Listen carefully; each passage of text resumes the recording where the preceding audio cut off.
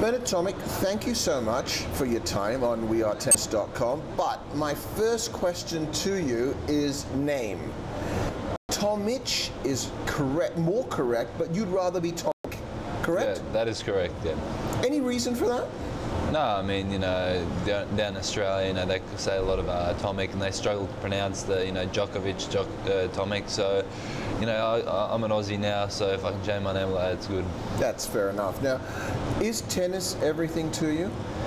It is. It's become very different to me the last few years, ever since I turned pro, and it's become a job. So it's different now, and it's everything to me right now. When you were coming through juniors, and you started to make a few inroads on the Open Tour, people, I guess, to some extent, were a bit critical about your emotions on court and stuff like that. Has it been a tough task for you to channel those emotions, to channel your positive energies into your playing game? It has, absolutely. There's been a lot of pressure, and people expect a lot of you when you come up and you win a lot of junior tournaments, and you got to learn to handle those things and put them on the side, and that's where I think I've done a really good job and really focused well on the tennis side. What did you do to handle the criticisms that you went through? I mean, kept your head down and play tennis. Work on your tennis, because the bottom line is, you got to play tennis, and that's my job, is to play tennis, have fun, and not to worry about those things. And I'm sure things are going to happen in life, and it happens to everybody, but you got to learn to deal with those things and focus, and just to focus on the tennis side, and you'll be laughing, I think. How much fun is it for you when you're on a court in the middle of a match? It's different, tennis is such a strange sport. You're on one-on-one, and it's a competitive sport, and that's what I love about it. The one-on-one battle, and it's very different. When you're in that match and you're by yourself, no one can really help you by yourself. So to have that venture of winning in the end on your own is a good feeling.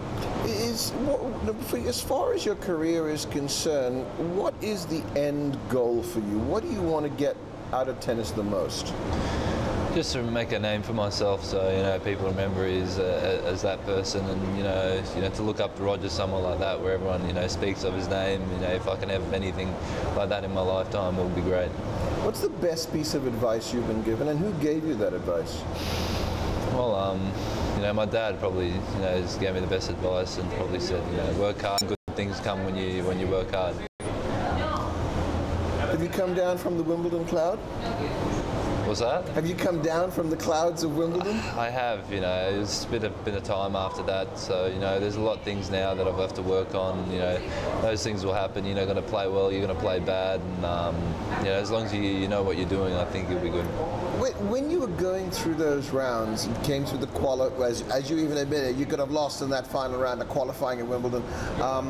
When you were going through all those matches, what was it feeling like for you? I mean, because having spoken to you over the years, came across that Wimbledon was the be-all and end-all for you, or is for you.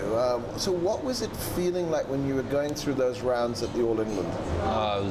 It was kind of weird. I mean, especially being from defeat, is a strange feeling, and then getting to the quarters is different, and it's a good experience, something that I'm always going to remember, and to play like a tournament like that and do really well, coming from qualifying and almost losing there is truly a great feeling, I think. But then taking that point on pressure, having achieved what you did at Wimbledon, the expectations were suddenly back on you.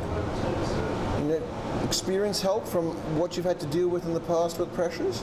Yes, the call comes down to having a bit of experience before that and knowing how to deal with it. And I think if you have a bit of experience, you learn to deal with these little things that are around you.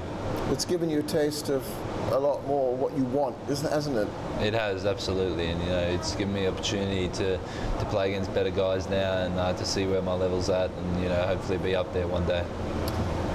What about aims for the rest of the year, goals for the rest of the year? Is it to crack top 40? You're not that far off it. What's the number one thing you want to achieve by the end of the year? Like you said, to break top 40, that's been my goal, after Wimbledon. It's a big thing when you come in the year wanting to be top 100 and, you beat in the tournament. So you set yourself new goals.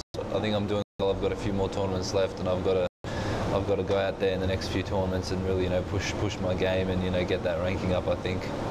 Okay, we've spoken a lot about the on-court stuff. What about off-court? What are your interests? I'm a laid-back guy. I like to, chill out, go shopping and, have fun with my mates. And that's the important part. When you're done with tennis, you've got to learn to, stay off it a bit and relax and have fun outside. Yeah. What do you like shopping for? Anything that catches my eye. There's a lot of things, pretty watches, and I'm sure we all got a taste of that in our lives. But it's good to have a bit of relaxed time and go out there and see what's out there, and not just be in that tennis world. Yeah, it's a bit of an escape, isn't it? Just getting away from the practice court, the training, the matches, and all that. It is. It's a bit different, and it just relaxes you and makes you not think about tennis for a while. Has the experiences this year made you even more ambitious? It has, absolutely. I mean, ambitions and goals is something that everyone needs to have, and I think if you've got big ones, it's good for you.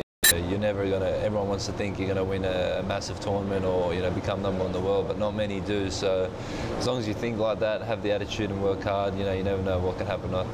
Tell me about the base that's being set up in Monte Carlo.